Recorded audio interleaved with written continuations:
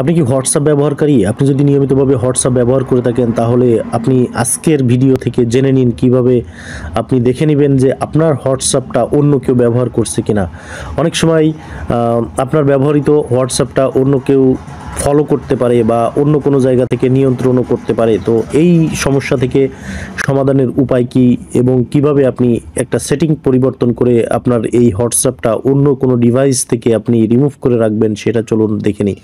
তো ভিউয়ার্স, তার জন্য আমাদেরকে প্রথমে হোয়াটসঅ্যাপ অ্যাপসটা ওপেন করে নিতে হবে। তো হোয়াটসঅ্যাপ অ্যাপসটা ওপেন করে নেওয়ার পরে আমরা চলে যাব সরাসরি হোয়াটসঅ্যাপের যে থ্রি ডট মেনু রয়েছে সে থ্রি ডট মেনুতে আমরা ক্লিক করব। থ্রি ডট মেনুতে ক্লিক করার পরেই কিন্তু আমরা 3 নম্বরে একটা অপশন পেয়ে যাবো। এখানে রয়েছে ভিউয়ার্স লিঙ্কড ডিভাইস। তো আমরা লিঙ্কড ডিভাইসে ক্লিক করব। লিঙ্কড ডিভাইসে ক্লিক করার পরে আমরা এখানে ডিভাইস সম্পর্কিত কয়েকটা ইনফরমেশন পাবো। তো ভিউয়ার্স দেখেন এখানে লিঙ্ক এ ডিভাইসে যে অপশন রয়েছে তার নিচেই রয়েছে device status top to device to log out.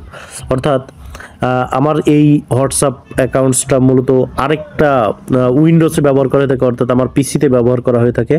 তো আমি এইখানে মূলত পেয়ে যাব যে আমার এই হোয়াটসঅ্যাপটা অন্য কোনো ডিভাইসে ব্যবহৃত হচ্ছে কিনা। তো যদি এখানে আপনার অনুমোদিত কোনো ডিভাইসে হোয়াটসঅ্যাপটা ব্যবহৃত না হয়ে থাকে তাহলে আপনি জাস্ট এখানে একটা ক্লিক করবেন। ক্লিক করার পরে আপনি এটা ডিটেলস পেয়ে যাবেন যে সর্বশেষ আপনার এই হোয়াটসঅ্যাপটা কত তারিখে আপনার ওই ডিভাইসে ব্যবহার করা হয়েছিল।